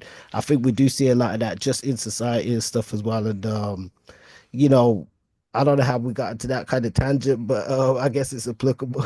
Well, could I just let me say this one thing, which is that, Yeah, to be honest, the whole thing is problematic because definitely. in Islamic context, a large proportion of the Muslims that came to the United Kingdom uh, with Islamic knowledge, they came impermissibly. In fact, it's for example, like as a Muslim man, I want my children to be raised in a Muslim environment. which that's not the UK. So to move from the lands of Islam to the lands of belief, to the lands of disbelief, to the lands of not Islam, is not even permissible unless you have to do it for, again, because the Sharia is very relative. That's a very broad statement, but unless it's for specific reasons, Of like, course. you're fleeing war, legitimate war, or, it can't be for the dunya, it can't be for this world. If you're moving, and I said, like, I understand that's within every person's, like, it seems reasonable. I need to move my family to somewhere more prosperous. But to move for this world, when the whole point of Islam and the Muslim is that you prioritize the next world over this world, that's the whole point, is that you sacrifice your desires, your for pleasure, your whims, your fantasies, money, power, girls, whatever. You sacrifice that to purify your soul, to have a smooth transition into the next life. As Allah tells us in the Quran, the angel of death will come and rip our soul from our body, and those who do not have pure souls, they will resist. It's almost like, I don't know if you've ever had an operation before, when you have, like, they either inject you with some anesthetic or you have the mask, and as you start to, like, go unconscious, I certainly remember one time I was resisting it. I was resisting becoming unconscious, but obviously the anesthetic is going to do its job. And so you want to be able to, with peace and serenity, have your soul exit your body. You don't want to be fighting the inevitable. So my point is that the whole migration of the Muslims to the UK in its inception, in an Islamic framework, was not even permissible to start with. And so their future generations, their lineage, not practicing Islam, it's like, well, what did you expect? You were told with divine guidance not to do this. You have gone against it. The ramifications have been that now your lineage is, obviously, as you'd expect, of the people of that land. So it's like, it's not difficult. If you put a human being anywhere in the world, it's going to be raised with that language, with that culture of the environment. So if you're a Muslim, the best place for you to be is amongst other Muslims. The UK is not a Muslim land. Well, I think there's you make some great points. I interviewed a brother before, a black brother. He actually lived in Saudi Arabia and spent a lot of time out there. He's from the UK, but he actually moved out there, and I believe he went to school and stuff out there as well. So, he shared some of his story and his experience. But I think there's kind of a twofold aspect to what you're saying, and I agree in to a degree, but I think there's a different aspect as well. And I only say this because I interviewed another brother. He was actually from Pakistan, and he was saying while living at, I know some regions might be different, but he said while living out there, as much as I guess like people in the West or certain regions, we might look at Pakistan and think, it's like a hardcore Muslim country and stuff. He was saying some of them out there, they don't necessarily, they're probably quite secular in the sense, or they don't practice as, as rigid. But he said when they come to the UK, they then probably cling to it more as Mm, an identity as opposed to then, you know, integrating more where they could as well, because he was saying, there's ways that they could probably integrate more, but they don't because they feel that, we've got to, I guess, fly the flag when we're here in the UK. I mm. guess say that just because I'm being mindful of time and stuff, we touched on quite a few points, but do you feel that there's a universal truth then that I guess all these religions share? Great question. Um, And oh, sorry, it's a double barrel question as well. You can answer that as well, but also the second part of that question is, what do you believe is the biggest misconception that non-Muslims have about Islam? mm. Um, well, I think that the difficulty in my own research is that all of the religions, as they claim to be, can't simultaneously be objective truth. So, like I say, either none of them are the truth or one of them is the truth. That's my conclusion. I'm obviously very open and interested to hear, a third option if anybody has anything to say. But they're either all wrong or one of them is right, because they contradict themselves in basic doctrine when you look at the major world religions, for example. But the universal truth, it's not even amongst all the religions, because if you take, for example, Buddhism, it's often sometimes called a way of life rather than a religion because it doesn't actually have a deity, for example. It doesn't believe in a creator. That's why generally Buddhism is the most comfortable religion or way of life for disbelievers. They see, oh, if I was going to be religious, I would be Buddhist because it's meditating, it's peaceful, but there's actually no creator. I think the universal truth that most of them share is the fact that we did not come from nothing. We did not create ourselves. We are a creation. Everything created has a creator. Not all of them share this point I'm going to make here, but a lot of them do, is that the creator, in order to be the uncaused cause, to be able to create everything in existence, has to be outside of time and outside of space to be able to create, has to be all knowing, all wise, almighty, all of the attributes that we associate with Allah. Is, it's to me, it's a logical conclusion to come to. It's like, I guess another side of things is I released recently on my channel some like vlogs from like 5, 6 years ago, before I was Muslim, before I even had the kind of the initial epiphany of there being a God, being a creator, and starting my journey. And, to be completely honest, you could quite easily say, well, to be honest, nobody knows what's going on. And they're all just attempts to try and understand the very basics. Um, but I think what you can say is, even if you want to go on like okay, people, they believe in science, they believe in religion. You have to have beliefs in order to function as a human being. So if you have this kind of model of, well, the Big Bang happened, and now whatever it is, 7 billion years later, after a process of evolution, we're now here and we have consciousness, and that's great, and the Big Bang caused it all. Well, then the question is, what caused the Big Bang? The whole point about God is Allah, the God, is the fact that there needs to be an uncaused cause. Because then people say, well, what created God? Well, that's not a befitting question, because in order for there to be a start of something, there has to be a start. And that start is conceptualized as God. And I think that's shared by the major religions. And part of that divine truth, that divine reality, comes to the surface a sense of morality. Now, people could argue that this is something that is part of the evolutionary process. But why? I can tell you this from my own experience, right? And I think a lot of people can relate to this. If you want to be, and this is like what they call Machiavellian, right? And you can see this in actually the people who have propensity to, for example, have higher incomes and wield more power in the world. And that's when you go down the rabbit hole. What I want to kind of avoid, because I don't want to get my channel cancelled and get into domains of stuff that is not really my main focus, which is to call people to God and to Islam, is you start to get into some really narcissistic, psychopathic, power wielding individuals that can really move the chess pieces of the world. And you have war and the different industries and major states and all this kind of stuff.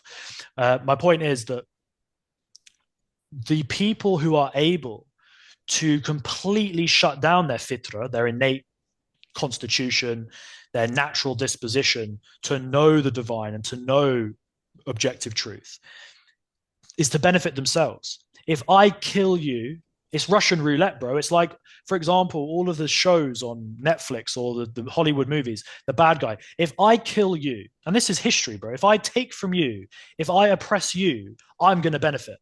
And I'm going to get away with it, because if there's no truth, there's no God, there's no justice, it's me versus you. And if I win, I take your stuff, I improve. It's like a game. Ding, ding, ding, ding, ding. I have more resources, I have more points. My lineage is better than your lineage. This is not Islam, bro.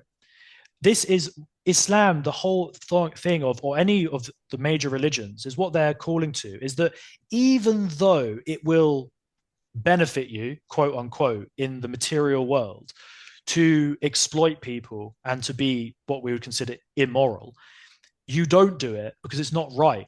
So that's the whole sacrifice of religion that I think that a lot of the traditions will share.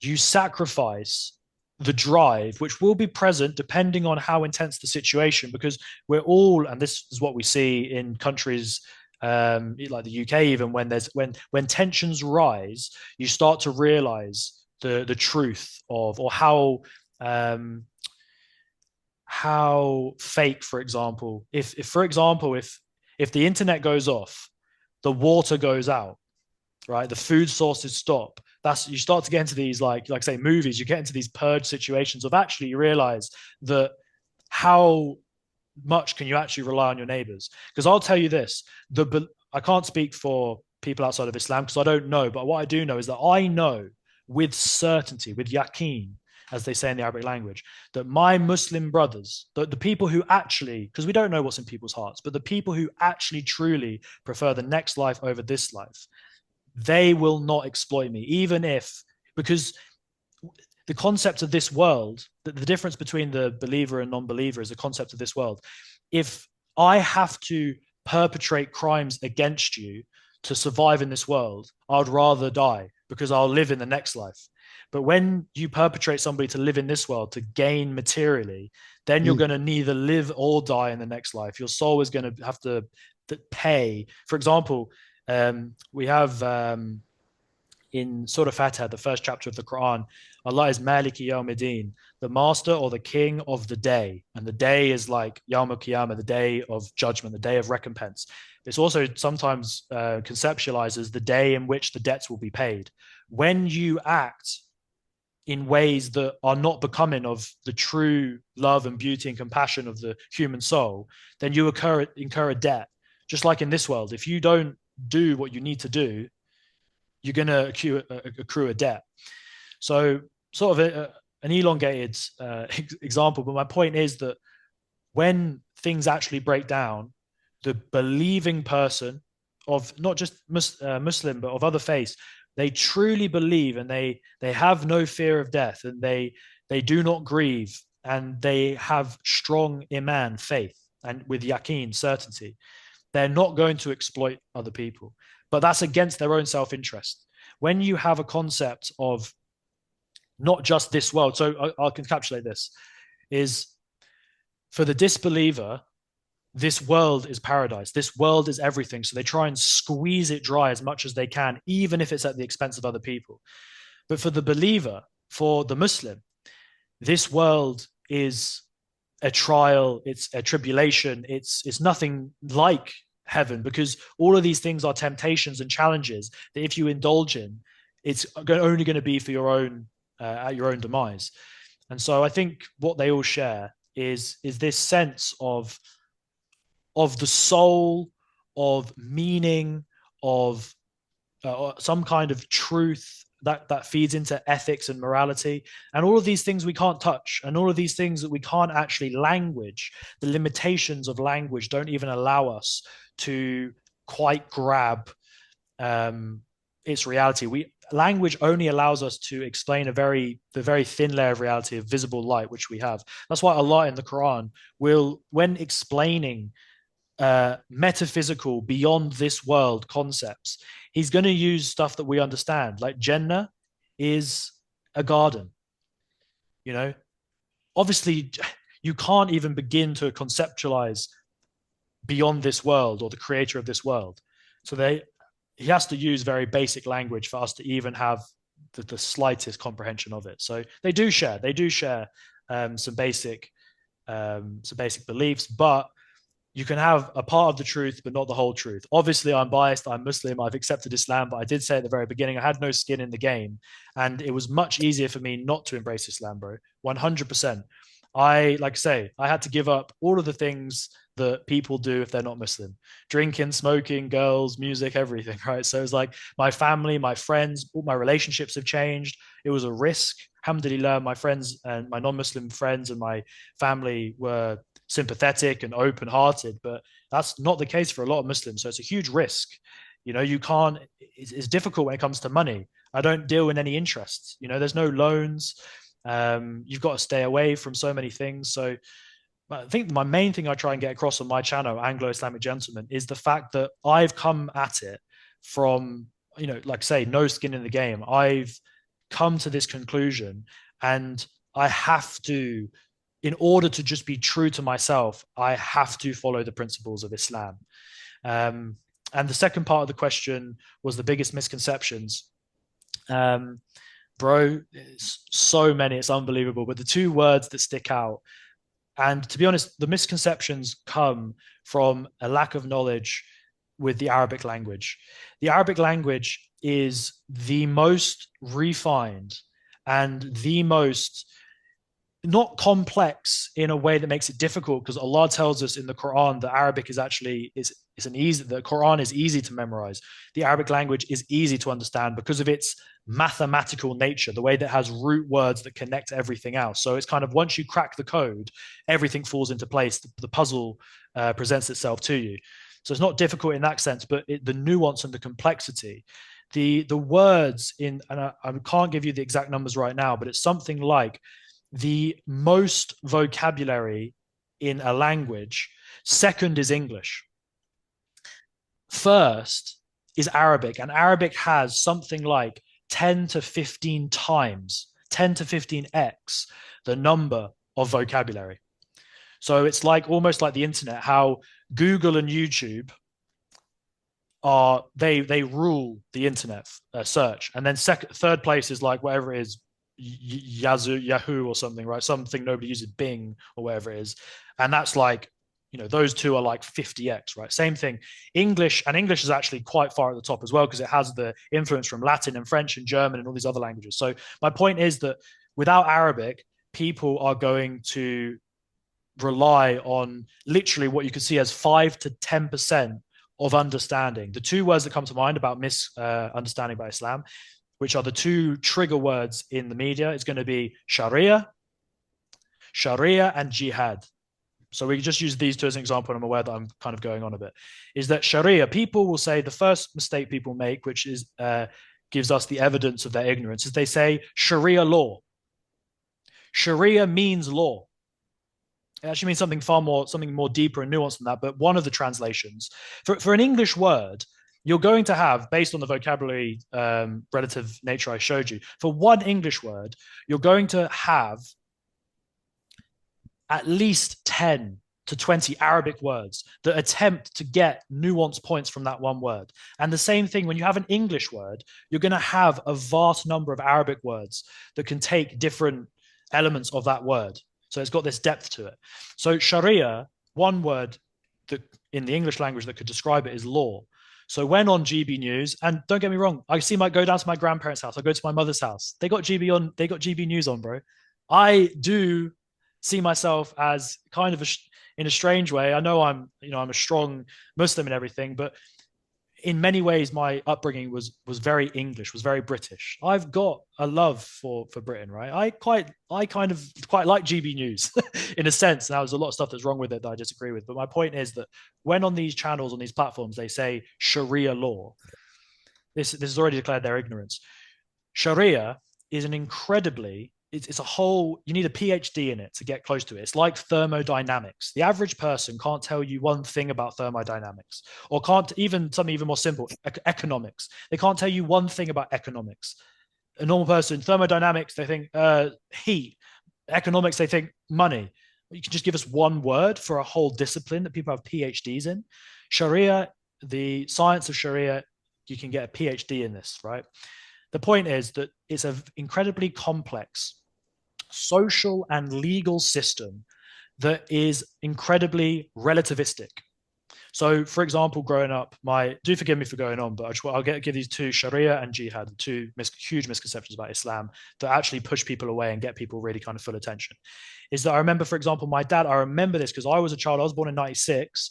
I remember as a young kid, my first memories, seeing like the Afghan, Iraq situations, Blair Bush on the news and stuff. My dad telling me about this, and he'd been a bit like, oh, we don't want all these, this conflict here and that. These people are, the kind of jihadi, terrorist, Muslim type folks. The Sharia, we don't want the Sharia. That's the big one. We don't want the Sharia in the UK, right? You hear that Of course. because they'll start cutting off hands, because they'll start lashing people, because they'll start killing people. These are the big things that you hear, right?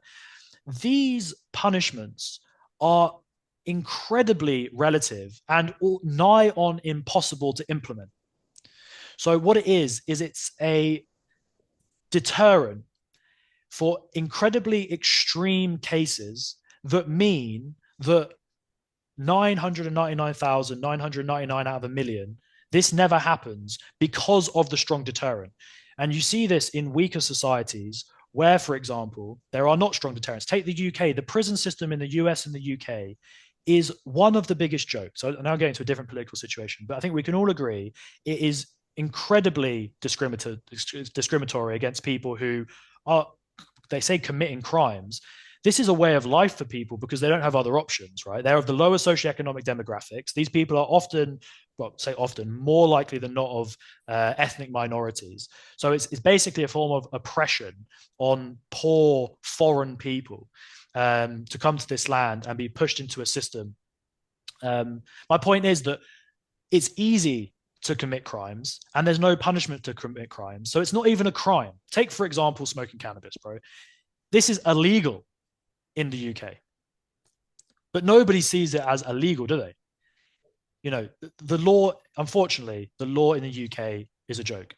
In Sharia compliant countries, the law is a serious thing. So people, for example, say, oh, you know, go into Sharia compliant countries. Are you not worried? Well, the thing is, bro, I'll use this final example because I don't want to go on too long, is the cutting of the hand in the Sharia. This is true. This is true. This doesn't rock my faith one bit. And I'll tell you why. Because this is a good thing. And I'll give you an example. Because if, for example, somebody is a pauper, they're a homeless person, they have nothing. If this type of person steals, right, there's no, under Sharia, there's nothing.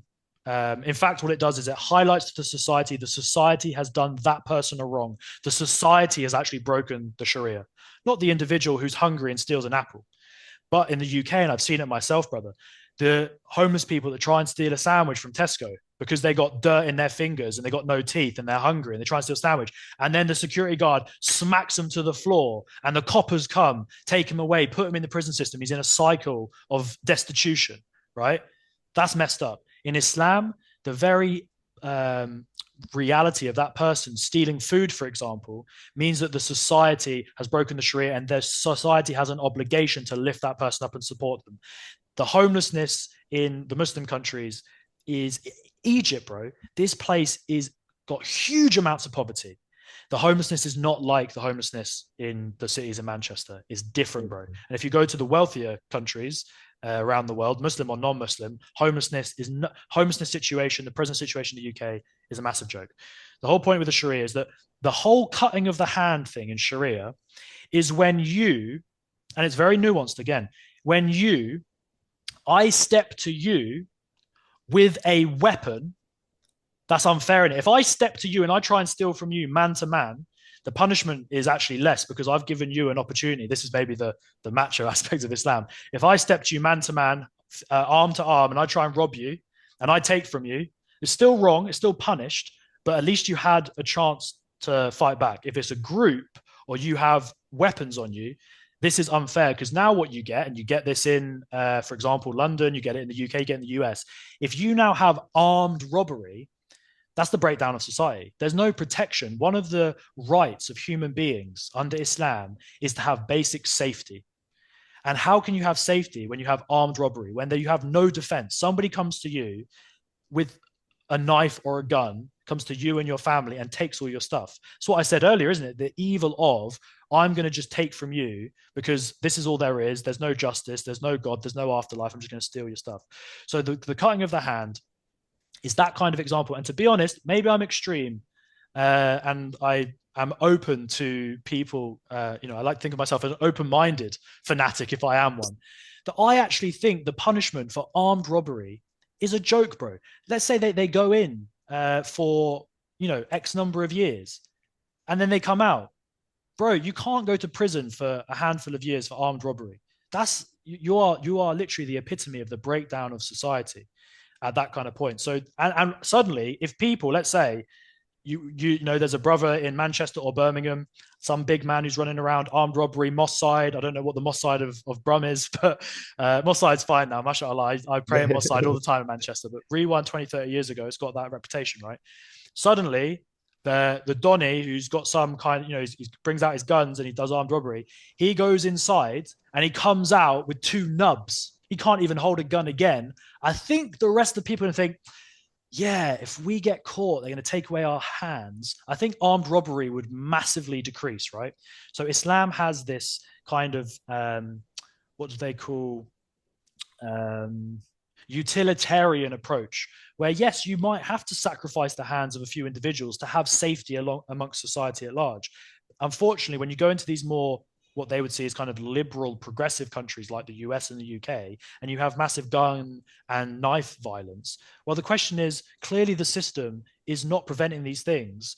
So what's the alternative? And that's the extremity of Islam. If you do something heinous, then you will get punished for it. If there's other conditions about having numbers of witnesses, so on and so forth, which makes it actually incredibly difficult to. Most of the killings, I'll put it this way, most of the killings in the Muslim world aren't even Sharia compliant, therefore don't even represent the Sharia anyway. The final thing I'll say about the Sharia is that one of the translations, other than law, is also, it's like a path to which one finds a well, a spring, water, and that water is what quenches our spiritual thirst, that we all have an innate desire to understand ourselves, to understand our position in the universe, to connect to our creator. And the Sharia is the path, is the protection that leads us to the quenching of that spiritual thirst. And I'll be really quick on this final point because I'm aware that I've gone on. Jihad is obviously a trigger word for people when they think about violence, for example, and war and terrorism and all this kind of stuff. Again, because they don't understand, they can't even spell the word Sharia or jihad with Arabic because they don't even know the Arabic alphabet, let alone have any form of mastery over it. So they're speaking from absolute ignorance. I'm ignorant, and at least I can write these words in Arabic and I can give you the Arabic alphabet, and I'm at least on the start of that journey of knowledge. The jihad is broken down into two. It's like the pilgrimage in Islam. The famous pilgrimage everybody hears is Hajj. Malcolm X took the Hajj. The Hajj is the greater pilgrimage. It's in the month of Hajj, the final month of the lunar Islamic calendar. The other 11 months, there is the lesser pilgrimage. It's called Umrah. So anytime you go to Mecca outside of the month of Hajj, you don't take the greater pilgrimage of Hajj, you take the lesser pilgrimage of Umrah. In the same way, jihad is broken into two categories, greater and lesser. Now, the violent form of jihad, which is to take up arms as a form of self-defense, if somebody is oppressing you, if somebody is encroaching on your territory, kind of the American concept of bearing arms. If somebody tries to come and steal stuff in your house, then you've got a right to kind of, shoot at them and say, get away from my property, protect your family. This is the lesser jihad. The greater jihad translates, one of the words can be struggle, it can be to fight, but it's to fight against, the greater jihad is to fight against yourself, not others. To fight against yourself, your own ego, your own desires, to not inflate your sense of self, to not think that you are everything and know everything, to not fall prey, as we all do because we're human beings, to our whims and our desires, to waste time, to be selfish, to, get caught up in the kind of the sparkly, glittery elements of the material world, to not sacrifice the good and the true and the beautiful for short-term pleasure and desire and gain. That's jihad is actually a beautiful concept. And out of the 5 pillars of Islam, final point here is you have the 5 pillars, which is to bear witness that there's nothing worthy of worship except from the one true God, to pray your 5 prayers, to pay your zakat, to pay your charity, 2.5% of your wealth every year. Zakat also is, although it translates to charity, it also translates to purification. To give is a form of purification. Money that is stagnant, like it is with all these mega wealthy people that run the show at the top of society, their money stagnates. And that's how shaitan infiltrates. Purification of money is a flow to give your money to the needy, to fast in Ramadan, and to make the pilgrimage to Mecca if you are able to financially. But it is said that the 6th pillar, if there was one, would be jihad. Now, jihad is not, like I say, predominantly a kind of unsolicited, aggressive attack on innocent people. That being a misunderstanding of the lesser jihad, but actually a fight and a struggle against one's own self to live a moral and righteous and virtuous life. So there's the misconceptions of Islam, bro. We could be here all day, so I'll finish there. I do apologize. No, Nah, it's all good. I appreciate the context and obviously the passion. I'm sure obviously our listeners and stuff will appreciate you taking the time to delve deeper into some of the nuances. We'd definitely love to have you back on in the future as Inshallah. well. Maybe we can dive deeper into some of the other concepts just around like you were saying, jihad, Sharia, other things that people might have questions about and stuff as well. So we're definitely looking forward to setting that up as well. We'll definitely encourage everybody to head over to the Anglo Islamic Gentleman YouTube channel. Do you have a audio podcast as well as just on No, the YouTube stuff at the minute? no, I've done I did an interview last week and I've got a couple set up. So I'm going to try and do these kind of conversations, long format conversations, but just post them on the YouTube. But inshallah, I'm looking to expand. I just recently started a TikTok, so that's Anglo Islamic, Anglo Islamic.gen. Anglo-Islamic.gen on TikTok. And I just give obviously short format kind of reminders to people, to be patient, to be grateful, to appreciate this world, to give praise to God, to get focused in on like improving your knowledge, just different basic reminders, different narrations of the Prophet Muhammad sallallahu alaihi wasallam, and kind of different mini quotes from the Quran, things that Allah subhanahu wa ta'ala says. And so that's slowly building the short content, but I do hope to kind of expand out into maybe just do an audio only version of what I'm saying. But even though I mean, I'm coming up to it's 11 months that I've had the YouTube channel, and it's like 1 month since I've done the TikTok.